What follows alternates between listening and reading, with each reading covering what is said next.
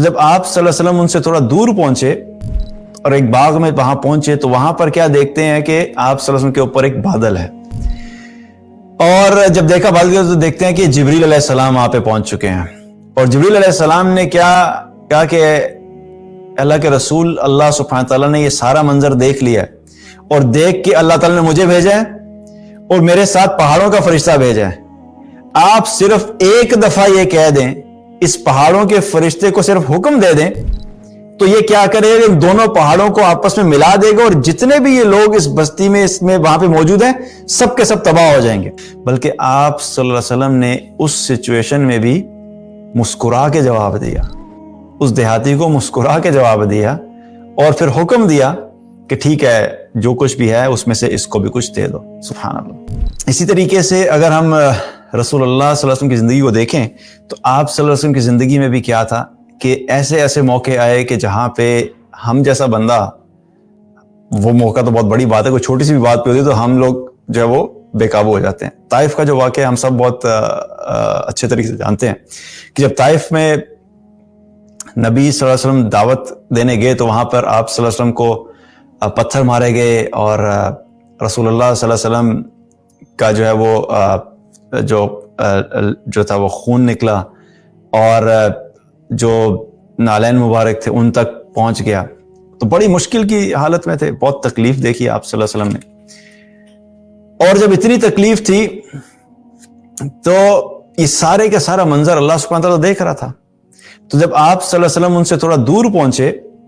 اور ایک باغ میں وہاں پہنچے تو وہاں پر کیا دیکھتے ہیں کہ آپ صلی اللہ علیہ وسلم کے اوپر ایک بادل ہے، اور جب دیکھا بادل تو دیکھتے ہیں کہ جبریل علیہ السلام وہاں پہ پہنچ چکے ہیں، اور جبریل علیہ السلام نے کیا کہا کہ اللہ کے رسول، اللہ سبحانہ تعالیٰ نے یہ سارا منظر دیکھ لیا ہے، اور دیکھ کے اللہ تعالیٰ نے مجھے بھیجا ہے اور میرے ساتھ پہاڑوں کا فرشتہ بھیجا ہے،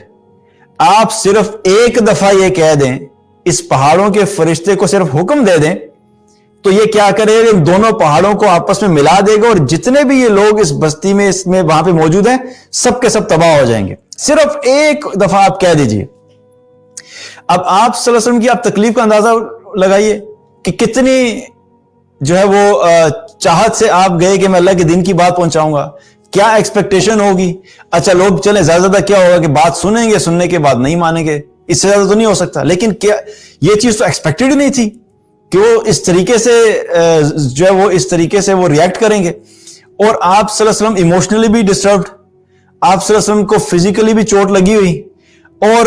اس حالت میں آپ کے پاس اتنی بڑی اپرچونٹی تھی کہ آپ صلی اللہ علیہ وسلم صرف ایک حکم دیتے تو وہ سارے کے سارے لوگ جو وہ وہاں پہ ختم ہو جاتے، لیکن اس کے باوجود رسول اللہ صلی اللہ علیہ وسلم کا جو عفو درگزر اور معاف کرنا اور اخلاق تھا، آپ نے کیا فرمایا کہ نہیں جبرائیل رہنے دو، میں امید کرتا ہوں کہ ان کی آنے والی نسلوں میں سے لوگ ایمان لے آئیں گے۔ سبحان اللہ۔ صرف اس امید پر انہوں نے تو جو ہے وہ لحاظ نہیں رکھا، انہوں نے تو سمجھا نہیں، لیکن میں امید کرتا ہوں کہ ان کی نسل سے آ جائیں گے، کیونکہ اگر یہ ختم ہو گئے تو ان کی نسل کہاں سے ہوگی۔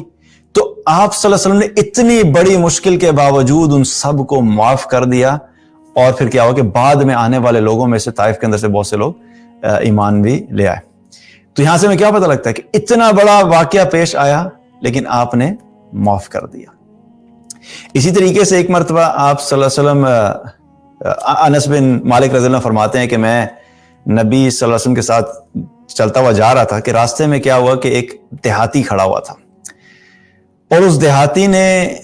کیا کیا کہ آپ صلی اللہ علیہ وسلم نے چادر پہنی ہوئی تھی، ایک نجرانی چادر پہنی ہوئی تھی، تو اس دیہاتی نے آگے بڑھ کے آپ صلی اللہ علیہ وسلم کی چادر کو پکڑا اور زور سے کھینچا، اور زور سے جب کھینچا اور کھینچ کے کہنے لگا کہ اے محمد صلی اللہ علیہ وسلم کہ جو کچھ بھی تمہیں ملتا ہے اس میں سے ہمیں بھی دو۔ اب اس وقت کے جو بدو تھے اور جو دیہاتی تھے، obviously ان کے اندر وہ تمیز والی بات اور ان کے اندر تو وہ سفسٹیکیشن اور ایٹیکیٹس تو نہیں تھے، تو اس نے اپنے اسی انداز میں، ایک بدتمیزی والے انداز میں سب کچھ کیا۔ تو آپ سوچئے کہ یہ کوئی چھوٹی بات تھوڑی تھی، صحابہ بھی وہاں موجود تھے، تو آپ صلی اللہ علیہ وسلم نے بجائے اس کے کہ اس کو اس طریقے سے رسپونڈ کرتے کہ یہ کون سا طریقہ ہے، یہ چادر کھینچنا کون سا طریقہ ہے، تم اسے آرام سے بات کر لیتے، تم طریقے سے تو بات کر لیتے، باقی صحابہ بھی وہاں موجود تھے, انہوں نے بھی انہیں پکڑ کے مارنا نہیں شروع کر دیا, بلکہ آپ صلی اللہ علیہ وسلم نے اس سچویشن میں بھی مسکرا کے جواب دیا, اس دیہاتی کو مسکرا کے جواب دیا, اور پھر حکم دیا کہ ٹھیک ہے جو کچھ بھی ہے اس میں سے اس کو بھی کچھ دے دو. سبحان اللہ. مطلب یہ اخلاق جو ہمیں اللہ کے رسول صلی اللہ علیہ وسلم سے ملتا ہے, وہ ہمیں یوں لگتا ہے کہ ایک بالکل الگ چیز ہے, اور جب ہم اپنے آپ کو دیکھتے ہیں بحیثیت مسلمان, بحیثیت مسلم امہ, ہمیں لگتا ہے کہ ہم ایک الگ دنیا میں رہ رہے ہیں. تو ہمیں ایک بہت بڑا ڈسکنیکٹ نظر آتا ہے, اور ڈسکنیکٹ اس وجہ سے نظر آتا ہے کہ ہم نے دین کو اس کی اصل سورس سے نہیں سیکھا. ہم دین سیکھتے ہیں مولوی صاحب کو دیکھ کے, اچھا مولوی صاحب یوں کھڑے ہوتے ہیں تو ہم نے بھی یوں کھڑے ہونا ہے, مولوی صاحب یہ والی ٹوپی پہنتے ہیں میں بھی پہنوں گا, مولوی صاحب نے امامہ پہن لیا میں بھی امامہ پہنوں گا, مولوی صاحب ہاتھ ادھر باندھتے ہیں میں بھی ادھر ہی ہاتھ باندھوں گا.